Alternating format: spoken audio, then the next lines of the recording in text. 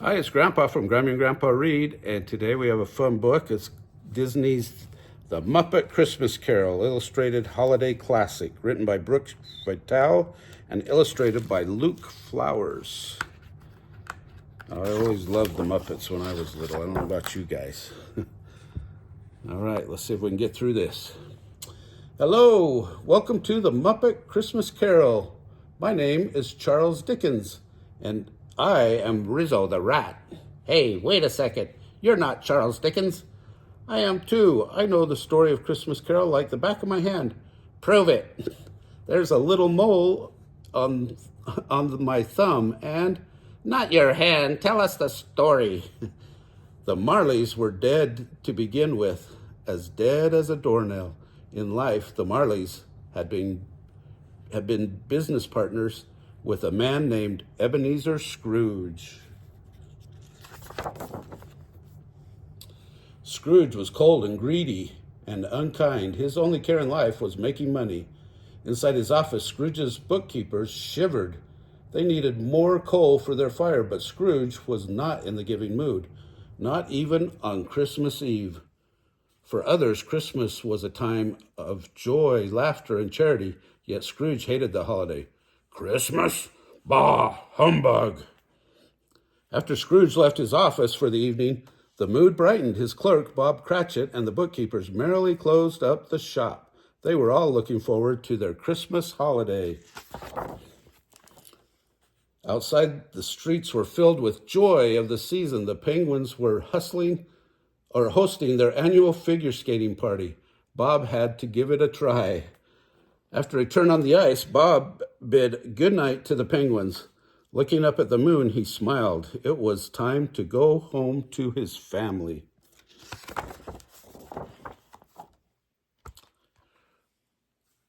Elsewhere in the city, Scrooge approached his own home, which was once belonged to his partners, Jacob and Robert Marley.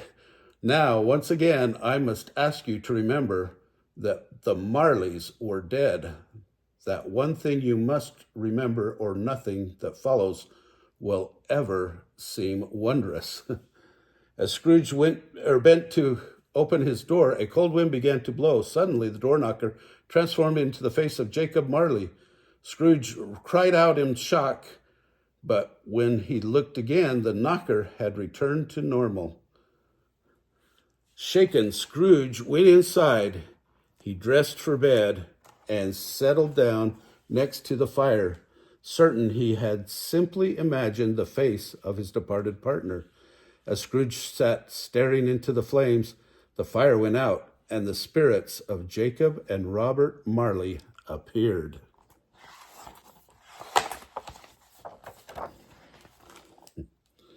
The Marleys showed Scrooge the chains they had earned through their many acts of greed in life.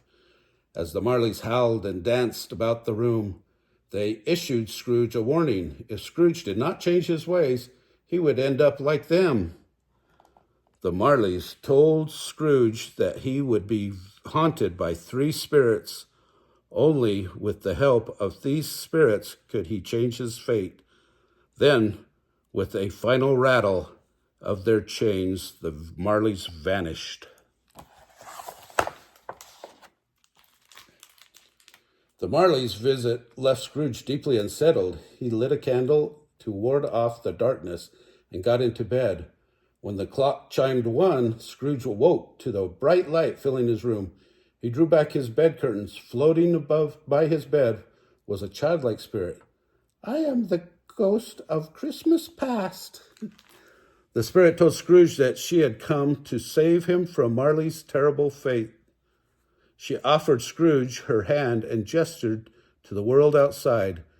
His suddenly open window, Scrooge hesitated to leap into thin air, but the spirit assured him that he would be safe. He took her hand, and they flew out the window and into the past. Hello, London. Goodbye, lunch. Soon they arrived at Scrooge's childhood. Scrooge recognized the place at once. It was his old school, and there was his younger self. It was Christmas Eve here, too. All around, happy children were preparing to go home for the holiday, but young Scrooge had nowhere to go, no family to return to. He had to spend the holiday at school alone. Rats don't understand these things. You were never a lonely child. I had 1,274 brothers and sisters. Time moved forward, and Scrooge found himself back in London once again. It was Christmas Eve, and the lamplighters were plying their trade. Hey, that lamp, not the rat. Light the lamp, not the rat. The spirit had brought Scrooge to the site of his first job, Old Fozziwig's rubber chicken factory. Light and laughter poured from the building. It's the Fozziwig annual Christmas party, Scrooge exclaimed. Scrooge rushed inside. The factory was full of music and merriment. Everyone was enjoying the party, except young Scrooge, who was fretting over the company's finances. At the party, Scrooge watched his younger self was introduced to a beautiful girl named Belle. It was love at first sight. But as Scrooge knew, this was not the only Christmas he had spent with Belle. Time moved forward again. Tears filled Scrooge's eyes as he watched Belle tell his younger self that though he claimed to have loved her, he had chosen money over her one too many times. She couldn't marry him. Scrooge begged the spirit to show no more.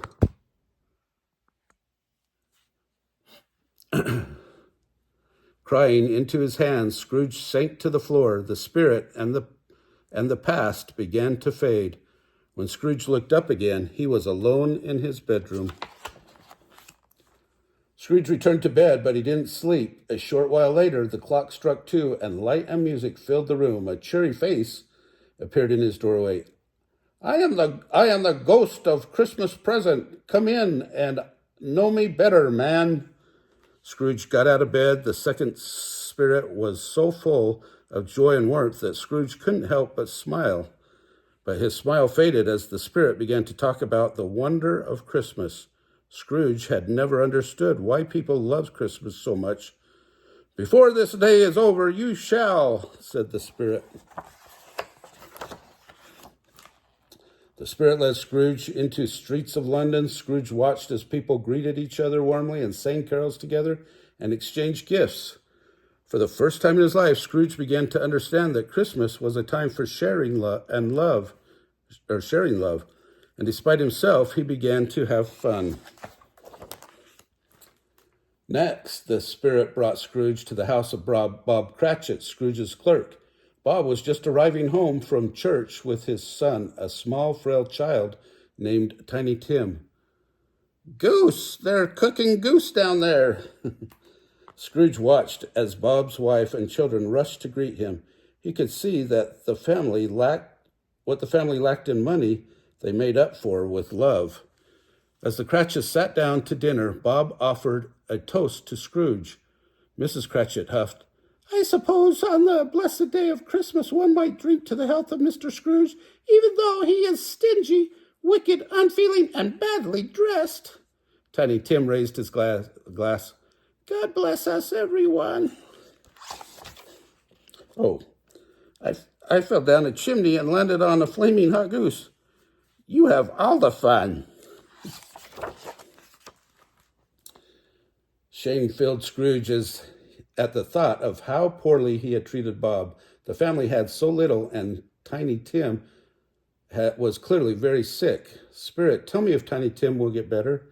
But the spirit could not see the future. The spirit's time was the present, and that time was coming to an end. Scrooge begged the spirit to stay, but the gentle ghost had started to fade. Soon the spirit had vanished, along with the Cratchits' loving home. Scrooge found himself alone in a graveyard. Mist filled the graveyard, and the ghost of Christmas yet to come appeared.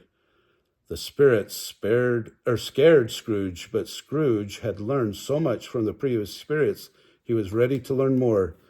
Lead on, spirit. This is too scary. I don't think I want to see anymore. When you're right, you're right. you folks are on your own. We'll meet you all at the finale. In the future, Scrooge listened to several street folks merrily discussing a funeral. He watched as the mysterious dead man's belongings were given away. Fear crept into Scrooge's heart. Though Scrooge had heard no name, he felt he recognized the dead man's things. Next, the spirit brought him to the Cratchit's house. Everything had changed. The once joyful family was now filled with grief. Scrooge understood that the worst had happened.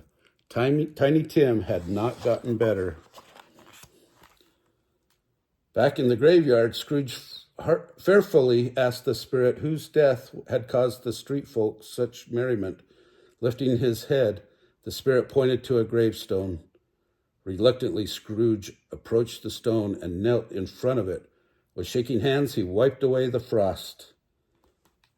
Ebenezer Scrooge. At the sight of his name, Scrooge burst into tears. "Oh, Spirit, no," he cried. "Please, I'm a changed man." Begging for a second chance, Scrooge fell to his knees and into his own bed. Scrooge looked up. He was back in his bedroom. "I'm home. It's a miracle." "Hi, guys. We're back. Do you think it's safe for us to be up here?" "Scrooge is saved. What could happen now?" Joyfully, Scrooge threw open his window. "You there, boy. What's today?" "Today is Christmas Day." Scrooge couldn't believe it. He'd been given a second chance to show the world he had changed. He was a changed man. Filled with gratitude, he decided to surprise the Cratchits with a delicious Christmas dinner. Scrooge made his way through the city, giving gifts and smiles to all he passed. His joy was contagious, and he soon found himself followed by a huge crowd of merrymakers. Soon, Scrooge arrived at the Cratchit's house. He gestured to the crowd to hide, and then he knocked on the Cratchit's door. The Cratchits opened their door to find Scrooge scowling on their doorstep. They thought Bob's boss had come to yell at him for missing work on Christmas Day. Mrs. Cratchit couldn't hold back. She jumped in front of her husband, ready to give Scrooge a piece of her mind. She stopped when she saw the crowd of merry Londoners standing behind Scrooge, their hands full of presents and food. Then she and Bob had more presents and food than she or Bob had ever seen. Scrooge stepped forward, an enormous smile on his face. "Bob Cratchit, would you and your family care to join us for a little turkey dinner on this fine Christmas day?" From that day on, Scrooge became as good a friend, as good a boss, and as good a man as London ever had. To Tiny Tim, who did get better, Scrooge became like a second father, and it was always said of Scrooge that he knew how to keep Christmas well. And so, as Tiny Tim observed, God bless us, everyone. The end. Oh, that was a fun story. If you like that book, smash the like button down below, subscribe to our channel, give us a big thumbs up, and watch the playlist for Christmas and the playlist for Disney.